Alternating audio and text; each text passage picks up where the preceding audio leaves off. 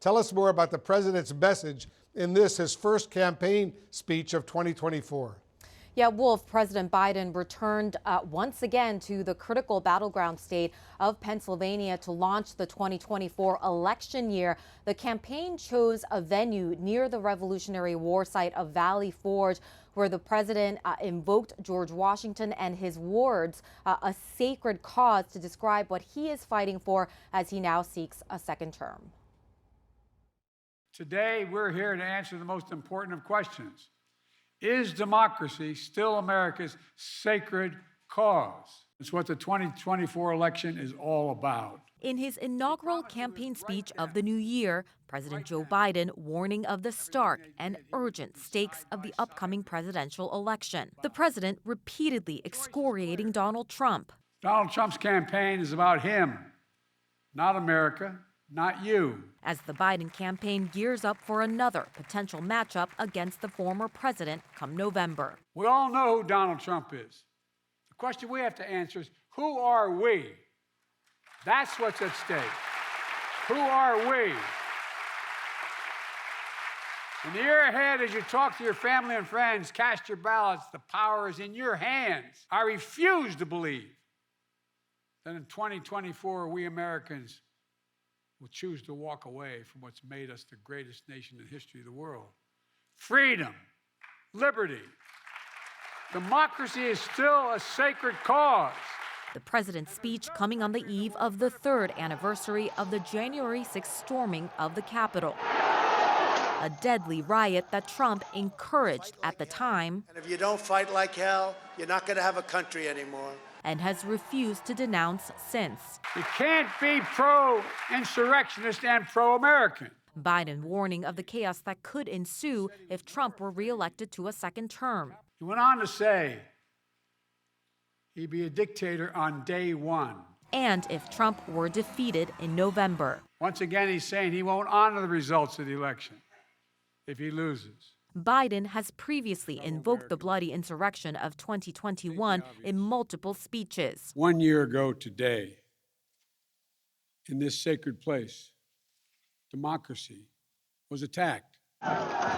Pointing to the shocking events of that day as a reminder of the fragility of American democracy that must be actively protected. For a long time, we've told ourselves that American democracy is guaranteed. But it's not. The Biden campaign preparing to ramp up the president's campaign travels in the new year. On Monday, the president headed to South Carolina to deliver a speech at the Mother Emanuel Church in Charleston, where a white supremacist shot and killed 9 black worshipers in 2015. Next week's trip marking a return to a state that Biden credits for propelling him to his party's nomination in 2020 and delivering him the presidency. Thank you, South Carolina. We just won, and we've won big because of you.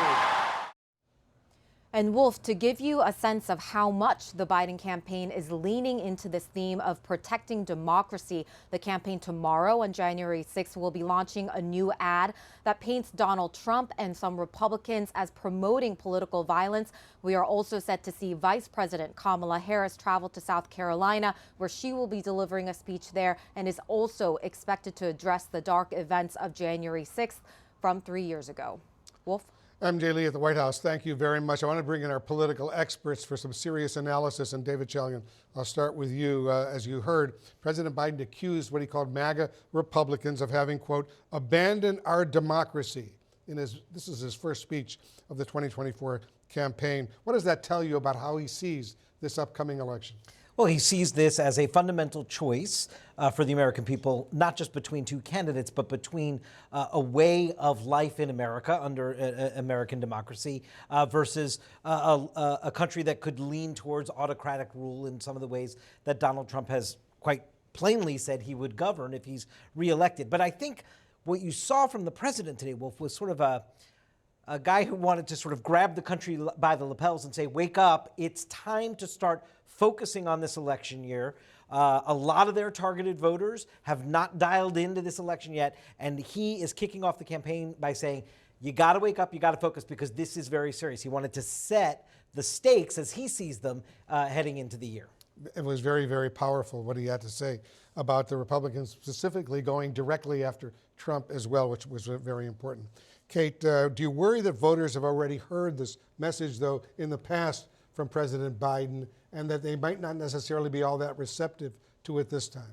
Well, I don't for two reasons. First of all, because the threat persists. I mean, Donald Trump has continued to double down, triple down, quadruple down on his support for what happened on January 6th. He's doing things like singing songs, lending his voice to songs that January 6th participants are creating online. I mean, he has made no bones about the fact that he celebrates what happened on January 6th and would want to see it carried forward. So the threat persists. And then secondly, we've seen that this democracy argument is impactful in elections as recently as the midterms in 2022. I mean, this wasn't just an argument that, is hypothetical. We've seen people turn out and go to the ballot box, in part motivated by this belief that they need to vote for Democrats in order to protect their freedoms and protect democracy. So I think there's evidence that this has been a really powerful and successful message. And as you heard the president say, I expect we'll hear a lot from him about it. I assume we will. Kevin Madden, you've been watching all this very closely. Biden repeatedly called out Trump by name today, specifically going after Trump, and even at one point calling him a loser and comparing his rhetoric to Nazi Germany. Nazi Germany. Yeah, it's tough rhetoric, but I think for the president, his goal here is to really raise the stakes of this election. And I also think, to David's point, President Biden wants voters out there to really enter into a level of self-reflection about what direction the country's going. And the contrast between a choice for President Biden or a choice for former President Trump in November. And he believes that contrast works in his favor. I think the other thing, that part of this, and this goes to some of what Kate said, one of the most important constituencies here is the most active progressive Democrats, who right now aren't really enthusiastic about voting for Joe Biden. And they need to be enthusiastic for voting for Joe Biden by November. So this is sort of a starter's pistol, if you will, for getting those voters energized about what's at stake for this election. It also is probably a message that works well with your most persuadable voters, those voters in the suburbs. And there's a reason that he was in Pennsylvania today, because Pennsylvania is going to be one of those states where suburban voters in areas around Harrisburg and Philadelphia are going to make or break whether or not that state goes for Joe Biden. So it seems very, very carefully calculated strategy here by the White House. Yeah, I totally agree. David, what do you think? Do you expect that Trump will directly respond to Biden and these very strong words coming today from the president? Well, he's been speaking in Iowa at his first event there since the Christmas holiday. He certainly went after the former president on things like his stutter and what have you. He also, as you know, has every time Joe Biden makes the sort of democracy argument, Trump tries to flip it on Joe Biden in this sort of like, I'm rubber, you're glue, what you say bounces off of me and sticks to you, schoolyard kind of situation. And we've seen that effective for Donald Trump in communicating with his supporters and his voters and galvanizing Republicans around that. We've seen that work. And so I think you're going to see this constant kind of repeat it until enough people on his side of the equation believe it is the goal of his response to Biden on the democracy piece. It's interesting, and Kate, I want to get your thoughts on this, because the Biden speech today came on the same day that we heard from Ron DeSantis suggest, and he actually suggested this, he's looking at various ways of removing Biden from the ballot in Florida. Listen to this.